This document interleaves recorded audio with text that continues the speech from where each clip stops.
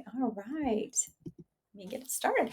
Welcome to Dominate Your Day. I'm Dana Williams, and I'm thrilled today to have Dr. Lynda Shaw with me. Lynda is an experienced entrepreneur. She's had 3 businesses. She holds a doctorate in cognitive neuroscience, and she specializes in unconscious processing of emotion and behavioral change, which I cannot wait to talk about. And she's also an author, a professional speaker, mentor, and we just had a great discussion. She's also a grandmother of 4, just like me. So we have a lot of fun things to talk about today. Welcome to the show, Lynda. Thank you very much, Dana. Yes, I'm so excited to have you. So you're in the UK, I'm in Texas. We're both, in this time in life, which is pretty exciting. Tell me how you got here as a neuroscientist from, I think you started off in as a flight crew in an airline business, kind of like me years ago. So how did you, and you had 3 different businesses and yeah, tell us your career, how you got where you are right. Oh my. Yeah. Okay. Well, when I left school, all I wanted to do was travel. But I've had all my life, even as a child, I've always wanted to understand why people do what they do. Mhm. So I've been driven. When I was crew, I was flying for 4.5 years with British Airways, long haul, and I was always out. We had loads of time off in those days. It was fantastic actually. And being part of a crew is lovely. You're part of a team immediately, and you bond immediately, and then you get on with the job, and then you leave, and you probably don't see each other again. But when we were down the routes, I would be there with my camera, and I'd be out amongst the people, and I would sit and just watch people for hours and hours, just seeing how obviously we're all the same. Mm. Regardless of what our backgrounds are, the culture, or religion, or colour of skin, whatever it is, we are all the same. And what we aspire to, what we want, are really exactly the same as everyone else. We want a healthy family, we want stability, we want all those things that everybody wants. And I was just fascinated by this. So the other thing I learned with cabin crew is that when the crew are happy, so are the passengers. Yes. And that was a massive lesson for me moving forwards in business. I can remember we had a particular the person who's looking after the cabin crew, the boss of the cabin crew, and this particular guy, I'm going to call him John Smith to protect him, and his name was John Smith, and he would play so many tricks on us for the whole time, and the passengers. And I remember once it was a 2-week trip going around the Caribbean, so we were island hopping. But we were coming out of Heathrow, and we were doing our checks before the passengers got on board. And I knew what was going on. All the cabin crew had been told, and the skipper, the captain, was off the flight deck, and he came out of the flight deck with his scrambled egg on his hats and his 4 rings on his shoulders, and he was holding a cup of tea. And he was talking, doing the checks with the first officer and all of that. And all of a sudden, the girl up the front, she was opening the overhead lockers for the passengers to use as they boarded, but one of them was stuck. So she said to him, "Excuse me, sir, could you help me with this?" And as he opened it, this hand came out, which was the boss of the cabin crew, and shook his hand and said, "Hello, sir, my name is John Smith. I will be your purser on this sector." At which point the skipper threw his tea in the air, dropped dripping off his nose, dripping he was shaking so badly, the first officer had to take the sector. He couldn't fly the airplane. Oh my So, goodness. and that was the whole trip. And he played tricks on us constantly and the passengers. He even had one of the girls up the front on the first class trolley laying it on her back with she was covered in paper napkins, and she held a knife to her Oh chest, gosh. blunt knife say, Uh-huh. and they covered her in tomato ketchup, and he pushed her through the cabin, and the passengers were, what? They were panicking. What on earth is going on? And anyway, they loved it. Yeah, it's that freedom And to I could be go on for yourself, eight. right? And have fun at work and just Well, do the honestly, Dana, unexpected. Yeah. we came back to a suitcase full of complimentary letters, Wow. uh, because the passengers had such fun, and the crew had such fun. And this has been one of my core lessons throughout my life as going into business for myself. The biggest business I had 20 staff and 2,000 members of a health club. and the other businesses were smaller than that. And I'm now got my fourth business now, Brain and Behaviour Limited. So but always that core. I mean, for goodness sake, where is it written? It shouldn't be fun. I've not Right. seen it written anywhere. So how did you get You know, from the airline business to the healthcare business to now into the business of neuroscientists and helping people at work manage their consciousness and their brain, right? Is that kind of in a nutshell? yeah, Kinda? Yeah. yeah. Well, the health business was always, I've always been I'm a venture traveller. I do daft things, climbing up mountains and kayaking, and it's all crazy stuff. And I'm very physically active, so that fitted with me. And it also fitted with me, my children being small, because it meant that I could work for myself and, as a personal trainer and things like that. And it fitted very well with the family and with what I wanted to do. And then it was my father. He used to say, because my dad was a great traveller, and my dad used to say, if you want to go anywhere spiritual, Lynda, go to the Himalayas. Mm. So my dad died suddenly, and my kids were about 9 and 7 at the time, and after dad's funeral, I was at the school gates for my daughter, and one of the mums said, "Oh, I'm going to the Himalayas." I went, "Oh, I'm coming. I'm coming. It's a sign. It's my dad. I'm coming. I'm coming." And they went, "No, no, no. The trip's all full. You can't come." So I thought no more of it. Then 2 weeks later, they said, "Actually, Lynda, there is space. You can come if you want to." So a year and 3 days after my dad died, there I am up in the Himalayas. It was exactly what he told me to do, and it was even his birthday, and they opened one of the temples for me and did a ceremony, which of course I was now a wreck. I was sobbing my heart out. Mm. So and then I came back, and I was so at peace with life that I was away with the fairies. All I wanted to do was stare at firelight or watch candles or stare out of the window. I didn't want to join in this planet at all.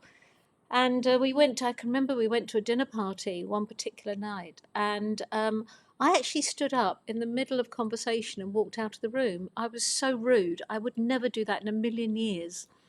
Anyway, after about 3 months of this, I thought, "Oh, come on, Lynda, you're a only child of a widowed mother. You are a wife. You're a mother. You're a stepmother. Get with the program, girl. You've got to get on with it." So I took myself to night school, what we have here in the UK, and I did a qualification in English, in academic English. And I thought, "Oh, I remember this. This is okay." So I then, because of my love of travel, I wanted to study social anthropology. Mm. But I had to go to university near home because my children were small. So I found a university that did teach social anthropology, but it had to be joint honours degree.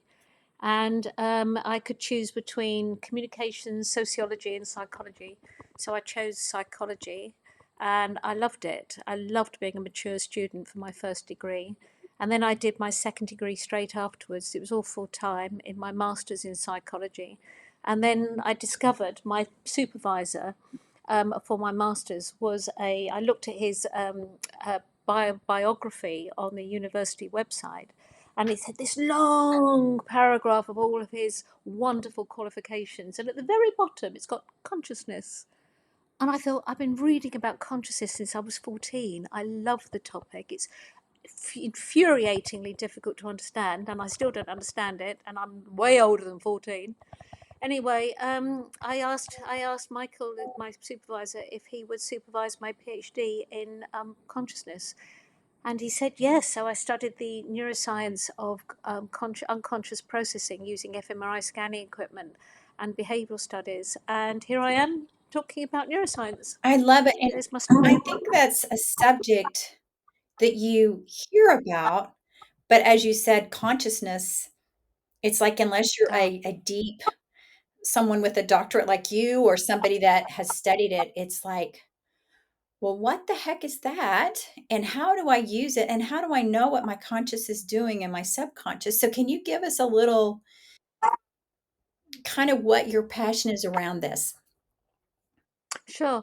Um, my originally, of course, I wanted to be a tiny thread between science and spirituality. Mhm. That's what I purpose to start with. But to study consciousness, and there are plenty of great minds who are trying to do this in terms of looking at consciousness as the soul or the essence or whatever you want to call it. If they were looking at that, it is like the last frontier in our biological knowledge. It is our last frontier to understand this incredibly complex conundrum.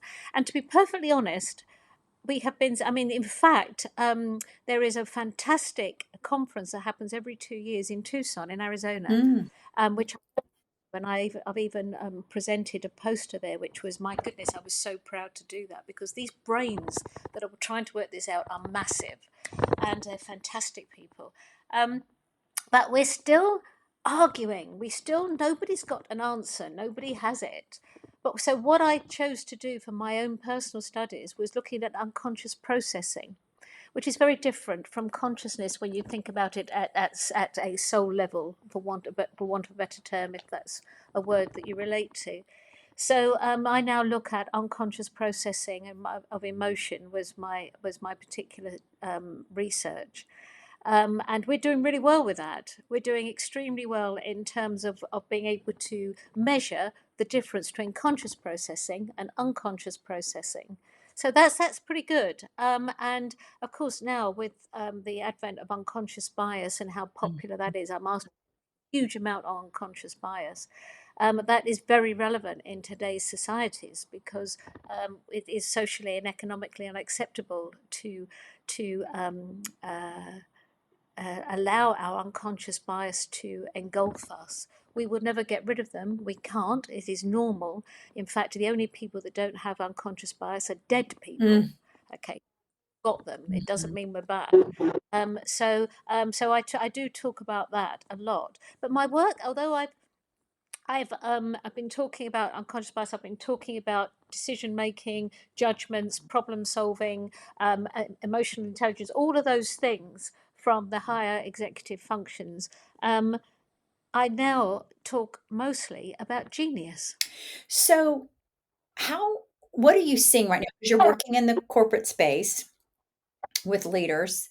What do you think is the biggest challenge, and how do you bring this work into the workspace with them as we talk about the brain and consciousness and unconscious process? What is your findings as you're working in the workplace? Now we're in a new workplace, with a lot of new things since COVID. What are you seeing are some trends, and how are you applying the neuroscience and the brain work that you're doing with them right now? Um, the biggest thing that everybody is fearful of is the speed in which we are changing. Yeah. However, people have got this mistaken idea that the brain doesn't like change. That isn't true. The brain is change. It changes Mm, constantly. We are creating new neural pathways. Our stem cells are being created. New neurons are being born. Old neurons are atrophying. They're gradually disappearing. We have got dendrites that are being grown. We have got the body's changing all the time. We've got homeostasis. We have got hydration. We've got sleep. One day we're tired, the next minute we're not. We are thirsty, then we're not. Blood pressure goes up, then it goes down. My goodness me, we're a bubbling cauldron of change. So what the brain will do, it will has to be efficient and effective to conserve energy and work well. So what it will do, it will in so doing, it will go to the well myelinated pathways in the brain that are easy and quick to use that. So the new neural pathways, it won't go to so much as rather than the normal ones, which is when we get habits, which is we all recognize the habits and the habitual way of responding to one another, and so on and so forth. So that is all great, but in actual fact, it's not the fact that we're worrying about change. What we're worrying about is uncertainty. mm, So when I go into corporations or smaller companies, SMEs, when I go into them, they say, "Oh my God, we're not coping with change. We're not coping with the way they're communicating change. Communication is a different thing, but believe me, it's involved in everything. And communication creates wars and fixes wars. Communication is a massive topic, and everything touches upon communication that we do. So it's not just about that. It's actually people are frightened of the uncertainty. They're frightened of learning the new technology in case they can't do it. They're frightened of a new merger or an acquisition because there's a whole new bunch of people coming into work and they might not get on, or there's new systems that they're trying to integrate with one another. And goodness me, it is the uncertainty. And if we frame it differently and approach it in a neuroscientific way by looking at how the brain handles uncertainty, instead of looking at it in terms of change, we've got a much, no, I want to say easier, but it's not necessarily easier, but it is more doable. We are able to do it in a more manageable way. So that is what I talk about a lot. So there is a lot of people think they've got the problem, but actually it's not the problem they think they have. So what I'm hearing you say, just a minute, I'm getting some noise. I don't know if it's your speaker is moving or something when you're moving. Is it, we wanna make Oh, I sure. don't know. I've got a piece of paper here. Let me get rid of the piece of paper and Okay. see if that's making Um, so what I'm hearing you say, Linda, is that it's not really the word change that is our brain is affected with, it's uncertainty. Yeah, So what absolutely. is the transition or transformation we want to help leaders and their teams with as they're looking at navigating change? Because the word uncertainty can be kind of scary too. And Yeah, you nailed it. You said, and we've got companies going through acquisitions. We've got people moving. We've got all kind people laying off right now. All kinds of yeah, things going on. And there's that word uncertainty that goes with it. So you're saying yeah, insert uncertainty instead of change. Is that what you're yeah. saying? And what happens then with the brain when we use that, when we do that? Okay. When you try to think about things in terms of change, it's like this big nebulous word that we can't change it. We can't do anything about change because everything's changing so fast. Technology is changing fast. The economy is changing fast. Everything's changing fast. It's too big. It's too big and scary, and people become anxious. Even we can even have mental health issues like depression, Mhm, which is huge in our mhm. cultures, and it's getting worse. So we need to sort that out. Now, what the brain does, what it doesn't like, it doesn't like gaps in information. Ah, That's uncertainty, right? mhm, If you think back to when the first lockdown happened during COVID, I wager that 99% of the population that was affected at that point would be on the phone to their friends. They'd be on Zoom, on some kind of social media platform, on whatever. What's happening? They'd be watching the news, they'd be reading the news, they'd be desperately trying to fill the brain with information to calm the brain down, to stop feeling anxious because there were gaps in our knowledge. There were gaps because it was all brand new, nobody knew mhm, anything. One of the problems with that is we then decide, hang on a minute, I think I'm going to believe that piece of information because it fits with my own biases, my own perceptions from my experiences so far. So I'm going to believe that bit and then I won't be so anxious. But the trouble is, that piece of information is on poor information to start with and doesn't come to fruition, which means we're worrying about nothing. And so that all makes us anxious as well. So, if you think in terms of uncertainty and the brain doesn't do gaps, it needs information. As a business leader, what we need to do is make sure we're giving our people really good mm. information about the whole picture. Yep. So, it's not, and I'll give an example. I was working in the City of London with a very senior law firm and a senior partner in the law firm. And she told me that she asked a newly qualified solicitor, newly qualified lawyer, if she would do some photocopying for her. And this new lawyer went, "No, I'm now qualified. I'm not going to do any photocopying." Mm, And the senior lawyer went, "Well, look, I have got this client who's really an important client, They need this information by 6 o'clock tomorrow morning, and I need help getting all of these reams of paper photocopied. And it was actually not long ago. Paper still exists in some Yes. industries. So, so then she went, "Oh, okay, then you have to give Mm, people the whole story." So if you are, if you are got plans in your organization of a 5 year plan, then you've got to work out, well, what about in 3 years? What have I got to do to get there? What happens in the next 3 years? And then what do I have to do next year? Then what do I have to do in 6 months' time? And what have I got to do next month? Now, what do I got to do this week? Everybody needs to know all of that. Now, of course, it will change because that's what it does. But nevertheless, you can't allow people's brains to make stuff up, because if there is uncertainty and there's gaps in information, they will make it up. I And that's not a I place. think that's such a good point, and we talk about this in creating communications, right? I come from marketing, and one of the things is sometimes if we don't finish the story, people are gonna create the story, right? And that's what you're saying. Yeah, yeah, And that's exactly what yeah. you're saying. What I want clarification on that I think for our audience is, because we talk a lot about navigating change, is how do we help them not think about the word change, but think about the word as a leader that people are feeling uncertain, and I need to make sure I'm giving them clear communication. Is that what I'm hearing? Because it's Absolutely. Yeah, uncertainty, right? yeah, It's that uncertainty. And people are feeling that, and it's manifesting itself in so many ways. Like you said, well-being is not good. There's just so many things going on.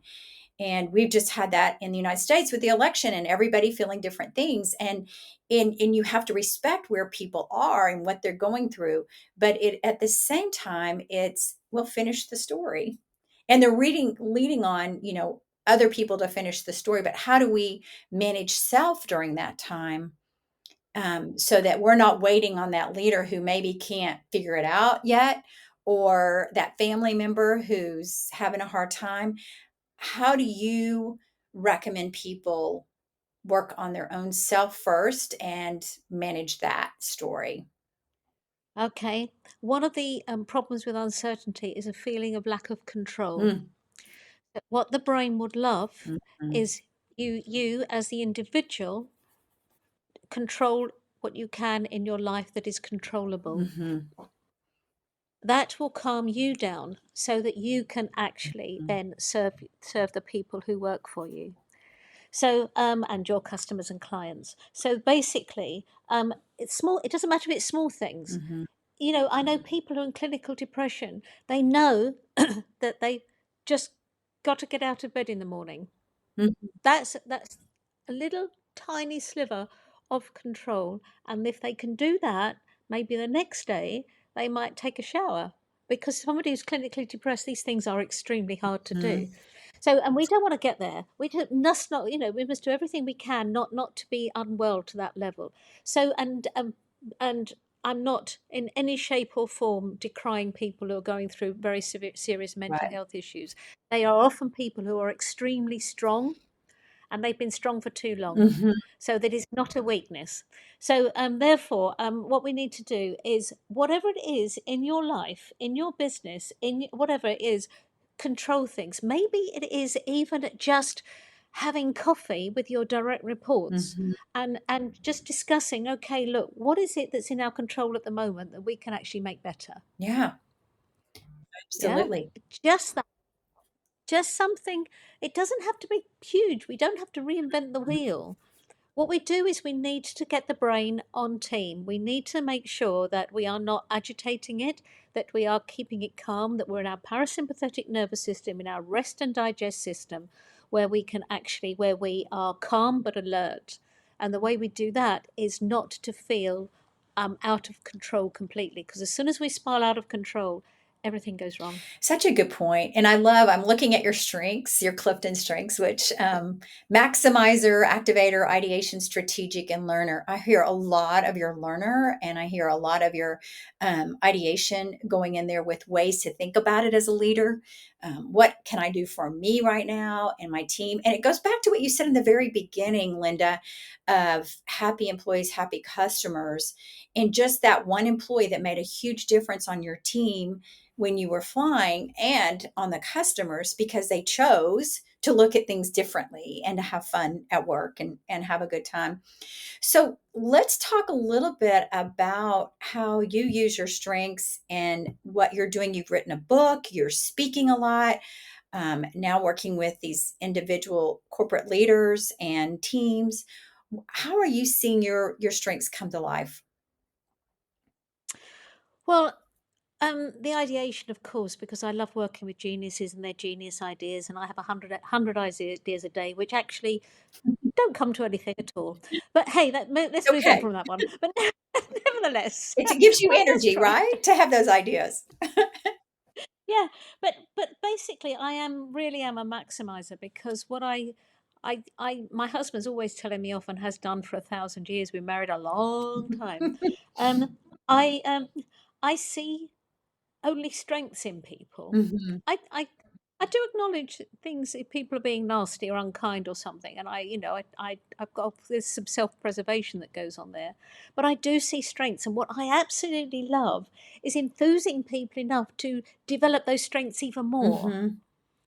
So I can see why the Clifton Strengths has picked out maximizer as number one, because I maximize people's strengths, and that's why my work with geniuses is coming into play so well, because I can extract with my research in unconscious processing. I can extract genius ideas from teams who don't even know they've got any genius ideas, and I can also work with geniuses who are have got an idea, but they don't even know how to talk about it Mm, because that's one of their strengths. So I help them and strengthen them in terms of love it. communicating that and get investment and so on and so forth. So yeah, I can see how that strength is definitely in my work now. Can you talk a little bit, you mentioned the genius process or working with geniuses. What is that? Tell us what that is. Okay, this happened last December, December 2023, so nearly a year ago now. I was looking at my little grandbabies. Mm, I have five grandchildren, but four of them are weenie. And I mhm, looked at them, and all of a sudden, it absolutely blew me away. I looked at them and I thought, what's it going to be like? What is your life going to be like when you're my age?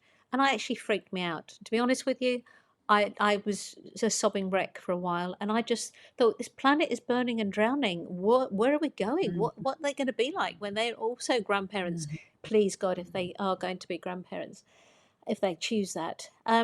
Anyway, I then sat with it and I thought and I thought and I thought and I thought, well, I do all the recycling. I try to buy clothes from sustainable sources where people are paid properly. I do all of those things that we know we can do. Little bits of control, as I've said before, helps us. mhm, However, I felt it wasn't enough. mhm, So I thought, well, what does the world need?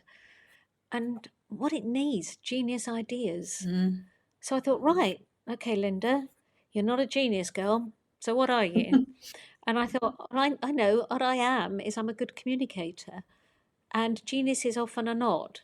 So that's why I'm working with geniuses now. I am helping them um, validate their idea, get supporters for their idea as opposed to saboteurs. And believe me, even people who don't do anything are your saboteurs. They're not supporting you, they're sabotaging it. Mhm, And we get through all the processes, we tweak the idea, I teach them how to present their idea in terms of engagement as well as education, and then they've got more chance of funding and investment.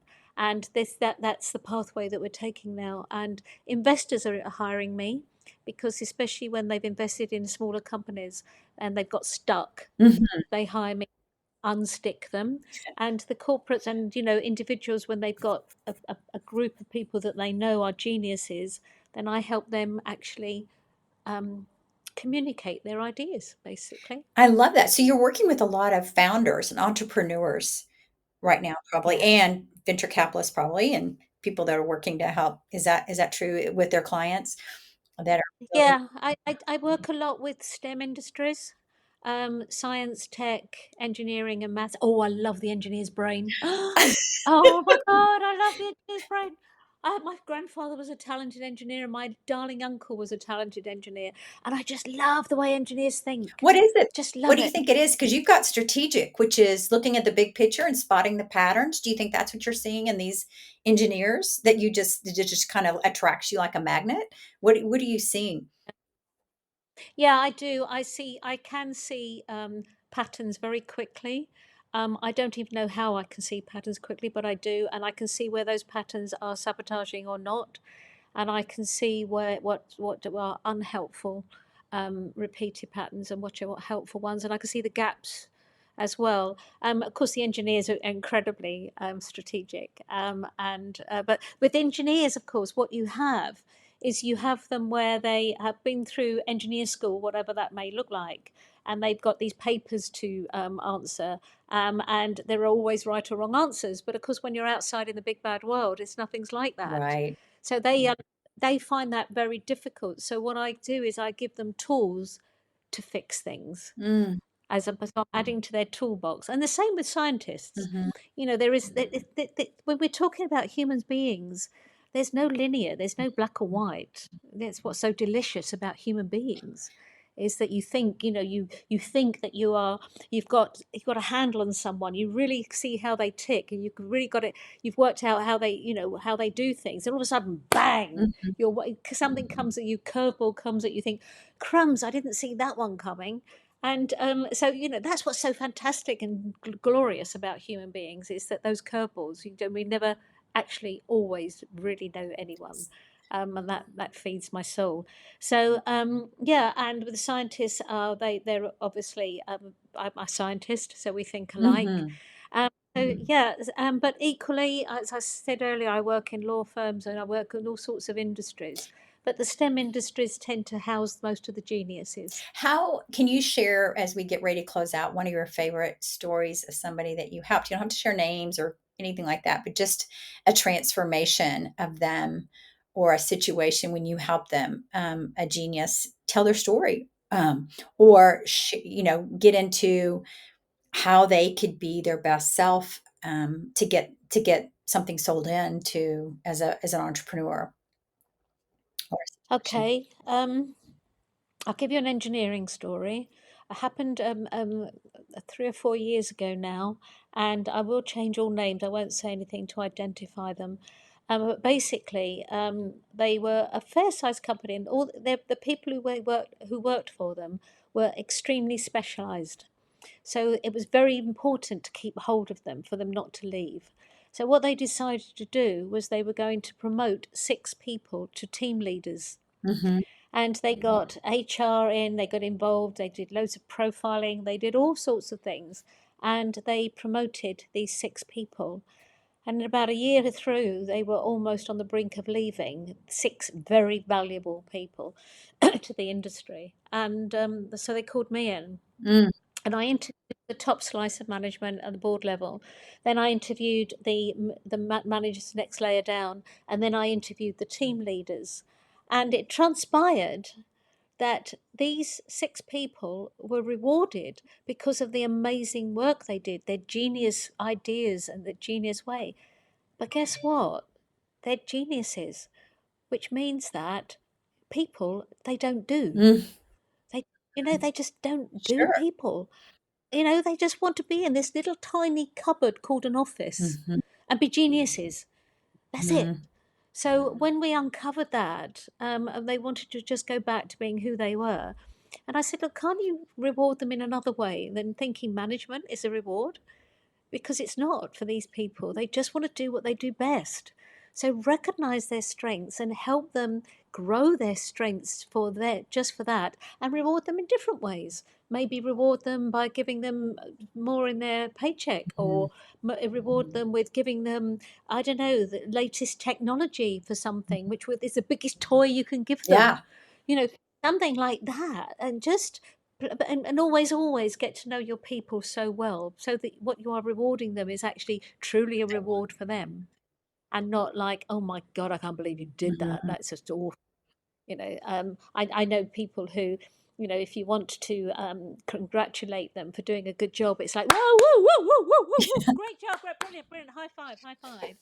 other people will die Yeah. if you did that to them, right? They just go, "Oh my God, I can't believe you just did that." So you've got to know, just sometimes a pat on the back is all they need, and want. So yeah, that was probably one of the stories that I can say publicly What a that trans they might be saying. Yeah. And that's hard, and it's hard because in our business, everything is confidential, but to be able to see the transformation, you just wanna share in a way that you don't have to tell everybody everything. But so thank you for sharing that. As we get ready to close out, is there anything coming to your mind, Linda, about the work you're doing and where we are right now in the workplace for these leaders that are watching and listening right now that you'd like to share with them as they're looking to the next? I have futuristics. I'm always thinking about the next 3 to 5 years of business and workplace. With your ideation, with your strategic, with your activator, what's one bit of advice you would give them as they're thinking about building as they're building their career in the workplace? Okay. I'm just writing this down so that I Yeah. sort my thoughts out. Um, Everywhere is hidden potential. Mm, Everywhere. So if you are a leader, or even within yourself, you have hidden potential in your teams of people and hidden potential within yourself. And this is a sobering thought, every genius idea that we have had in history comes from an individual. mm, Doesn't come from an organization. mhm, It doesn't come from politicians. It doesn't come from anybody, any collective, anything. It's an individual. mm. So why not tap into that? Why not tap into that resource that you already have? Tap into the resource that you might have in your team. Get them thinking and creating and how coming up with ideas for yourself. Stare out of the window and put the brain in alpha frequency, and watching the rain fall if you get rain where you are. Not today, We but get lots. Oh, but we share hours. It's yeah. okay. So if we, put the brain alpha when when you're just awake in the Mm, morning and you're not quite awake, you're not quite asleep, and you come up with all these ideas. Your brain is alpha frequency. When you're in the shower, you go mm, ding. Oh, where did that come from? It's alpha. So that's where the ideas are. Use that. mhm. Use that hidden potential, because I promise you, whatever future is ahead of us, whatever we imagine it to be, it won't be like it at all. It's going to be something totally different that we can't imagine. We can only imagine where we've got a point of reference. And we're going to places where we have not yet got a point of reference. So it's going to be really brand new, but don't be afraid of it. Don't create uncertainty within yourself. Mhm. Control what you can control and tap into your hidden potential. Tap into those amazing ideas. What great advice. I think every time we're all looking outside of ourselves and it's right there all the time. And you have just done a great job of sharing that. So thank you. Thank you so Okay, now tell our audience how they can reach you. What is the best way can they find out about you, your book? We didn't get to talk about your book, but what is the best way that they can reach you and find more information about you? Well, my website is drlyndashaw.com. That's DRLYNDASHAW. You can email me, Lynda@drlyndashaw.com. Very happy for you to email me if you want to speak to me, ask me something, and if I don't know the answer, I'll go and find it for you. Always happy to do that. And yeah, contact me. I'm on LinkedIn, Dr. Lynda Shaw, LYNDASHAW. Very easy to get hold of, but if I have to keep spelling my name, it's a damn nuisance. I know. Why don't I have a normal name? Lynda, guys. So we will also put it in the show notes. So thank you so much, Linda. It was such a joy having you today and just sharing great ideas about how to develop ourselves and our genius and our hidden potential and understanding how to navigate change through that it's really about uncertainty. So how to finish the story and how to communicate. So thank you so much. Great, great, Thank great content. I appreciate it. But it's been my pleasure, Dana. Thank you for inviting me. Sure.